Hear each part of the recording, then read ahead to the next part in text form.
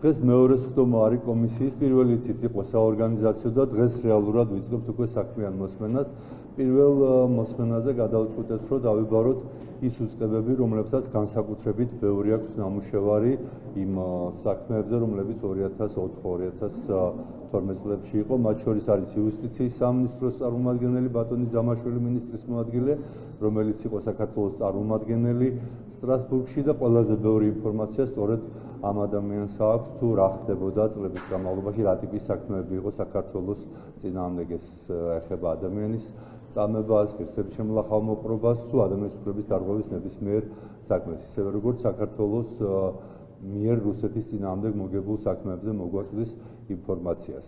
იგივე იქნება სხვა უწყებების შემთხვევაშიც, ეს არის პროკურატურის წარმომადგენელი, ცენტრალური საარჩევნო კომისიის წარმომადგენელი, შინაგან საქმეთა სამინისტროს წარმომადგენელი. დღეს მოიხაზება დაახლოებით ამის იმედი გვაქვს ყოველ შემთხვევაში ის ჩარჩო, რომლებზეც შემდეგ უკვე განსაკუთრებით აქტიურად ვიმუშავებთ და გამოჩნდება იმ ადამიანების რაოდენობა და ვინაობა, რომლებიც დაბარება იქნება საჭირო კომისიის მუშაობაზე. ვინც არ მოვა ბატონო სეზარ, თქვენ ამბობთ, რომ კანონით დასჯელია, როდესაც კომისია გამოიძახებს და არ მოვა. ეს იქნება თავის არიდების მცდელობა, ეს იქნება უნდობლობა, რასაც პრინციპში ნაციონალური მოძრაობა წინასწარ ამბობს, თუ აი რა პროცესთან გვექნება საქმე. საგამოძიებო კომისიას დაბარებას არ სჭირდება არავის ნდობა. ეს არის კანონით დადგენილი ვალდებულება, ვინც არ მოვა პასუხს აგებს კანონისავე, კანონი ითვალისწინებს რამდენიმე სხვადასხვა სანქციას. ეს არის ჯარიმა, ეს არის 3 წლის თანამდებობის აკრძალვა, ან 1 წლამდე პატიმრობა. ეს შესაბამისად ეს საქმეები გადაგზავნილი იქნება შესაბამის უწყებებში, თუ ვინმე არ მოვა. გაცხადებულია, რატომ შეიქმნა ეს კომისია, რა არის მიზანი და რას უნდა ველოდოთ. გაქვთ მოლოდინი, რომ ნაციონალური მოძრაობა აიღებს პასუხისმგებლობას? მე ჯერ არ მინახავს დამნაშავე იშვიათია, რომელიც პასუხისმგებლობას იღებს. სამართალი იმიტომ არის, რომ მას არ აინტერესებს იღებს დამნაშავე პასუხისმგებლობას თუ არ იღებს. სიმართლე დადგინდება და შესაბამისად პასუხს აგებს ნებისმიერი პირი.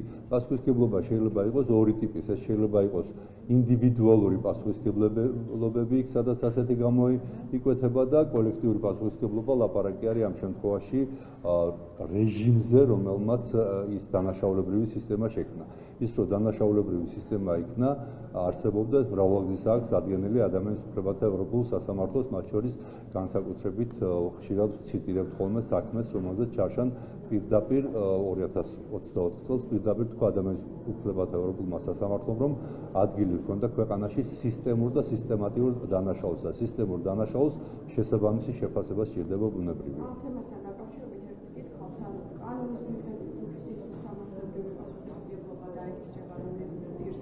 კომისიაში არ მონაწილეობის გამო შესაძლებელი არის ეს ასევე საფუძველი გახდეს იმის, რომ აიკრძალოს კონკრეტული პარტიები. ამ მიმართულებით ის ქართული ოცნება, რომ ოპოზიციური პოლიტიკები ციხეში გაუშვას და აიკრძალოს ეს ოპოზიციური პარტიები, რაც იყო მათ შორის თქვენი წინასაარჩევნო დაპირება. ეს ერთი და მეორე პროკურატურის, შინაგან საქმეთა სამინისტროს და ცესკოს წარმომადგენლები უნდა დავუსახელოთ, ვინც დღეს მოვა. ყველა ისინი დღეს მე ვარები ვკითხავ, თუ შეიძლება გავაკეთოთ. პროკურატურის წარმომადგენელი პროკურატურიდან თუ არ ვცდები მოდის ნადარეიშვილი, სატურიანი იქნება ცენტრალური საარჩევნო კომისიიდან და ministris მოადგილე იქნება შინაგან საქმეთა სამინისტროდან სანდრო დარახველიძე. მე რამდენადაც ვიცი, ეს ამ ადამიანებს აგზავნით. რაც შეეხება თქვენი პირველ კითხვას, ესე იგი, ჩვენ ერთმანეთში ურევთ ხოლმე რაღაც სხვადასხვა თემებს. პირველი, როდესაც ლაპარაკია, რომ კომისიაზე არ მოსვლა სისხლისამართლებრივი პასუხისმგებლობა, ეს გაწერილია კანონში და ჩვენ არავის პასუხისმგებლობა ბუნებრივია არ გვინდა, პირიქით გვინდა რომ ადამიანები მოვიდნენ კომისიას გასცენ პასუხები იმ კითხვებზე, რომლებიც კომისიას აქვს მათ მიმართ. ეს არის მიზანი. და თუ ვიღაცა არ ემორჩილება კანონს, ბუნებრივია ამ შემთხვევაში კანონი მოქმედებს ავტომატურად და არა იმის გამო, რომ ამის სურვილი აქვს ვინმეს. ეს ერთი, მეორე, რაც შეეხება პარტიის აკრძალვას. პარტიის აკრძალვა, არ აკრძალვა არ არის მიზანი. მიზანი არის ნათელი მოეფინოს იმ სისტემურ დანაშაულებს, რომლებსაც ჰქონდა ადგილი და ამის შემდეგ მიღებული იქნება შესაბამისი გადაწყვეტილება. ხშირად ამბობენ ხოლმე, რომ პარტიის აკრძალვა თუ მივიდა საქმე, ეს არ არის დემოკრატიული.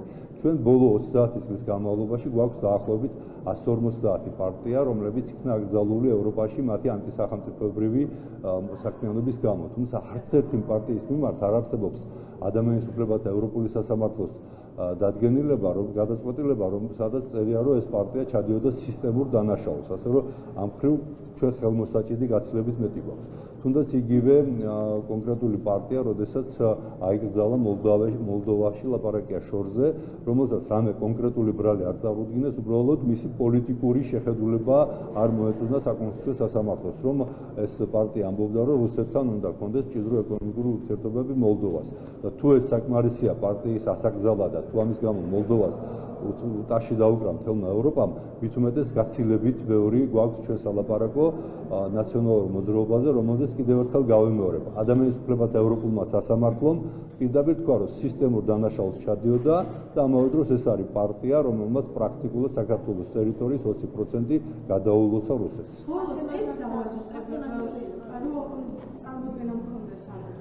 ეხლა ვიცნობენ, რომელიც სამართლებრივი წარმომადგენლები და რა ინფორმაციასაც მოგაწვდიან ხო? მათი ინფორმაციის საფუძველზე მოხდება შემდეგ კონკრეტული პირების გაბარება ახალგაზრდაზე?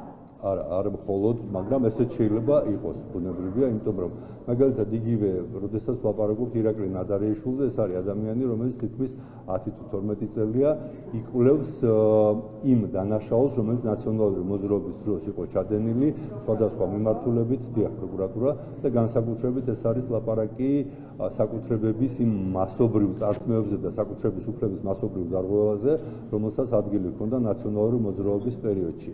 ბატონი ჯამაშვილისგან ძალიან საინტერესო იქნება მოვისმინოთ თუ რა ტიპის საქმეები მიდიოდა სტრასბურგში, რა მტკიცებულებები იყო ჰააგაში, რატო წავაგეთ მათ შორის ჰააგაში ის საქმე მართლმსაჯულების საერთაშორისო სასამართლოში, რომელიც წავაგეთ ჯერ კიდე ჩვენს გამარჯვებამდე, ანუ 2008 წელსვე სააკაშვილმა შეიტანა რუსეთის წინააღმდეგ სარჩელი ჰააგაში და წავაგეთ, იმიტომ რომ არანაირი მტკიცებულება არ ყოფილა წარდგენილი. საინტერესო იქნება მოვისმინოთ რატომ გაძნელდა მოგება ჰააგაში, ბოდიში, სტრასბურგში ადამიანის უფლებათა სასამართლოში ჩვენი სარჩელის და რატო იყო გამქრალი მტკიცებულებები, რომლებსაც ეს მოგება უნდა გააადგილებინა, სად იყო გამქრალი მტკიცებულებები. ეს ყველაფერი არის ძალიან საინტერესო. ბოდიში ერთს კიდევ ვიტყვი, რომ პროკურატურასთან ცენტრალურ საარჩევნო კომისიასთან დაკავშირებით ასევე ძალიან საინტერესო იქნება იმ სისტემურ დარღვევებზე ლაპარაკი, რომლებსაც ადგილი ჰქონდა თქვა 2004-2008 წლის ან სხვა არჩევნების დროს.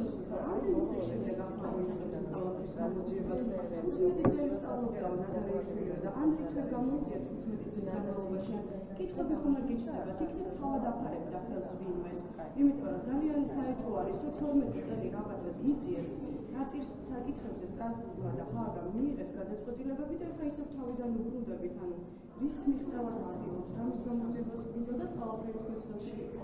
60 წლის წინ მოხდა ჯონ ფიცჯერალდ კენედის მკვლელობა და დღემდე პასუხი არ არის გაცემული და ტრამპი ამბობს, რომ აეხლა უნდა გაცეს ყველა კითხვას პასუხი და თქვენ 12 წელი რატო გიკვირთ? 12 წლის განმავლობაში ჩატარებულია უზარმაზარი სამუშაო, ამას დღეს მოვისმენთ იმედი ამ სამუშაოს შესახებ იმ ადამიანებისგან, რომლებიც არიან მოწვეული დღეს და რაც გამოიკვეთება, იმის მიხედვით იქნება გამოძიება.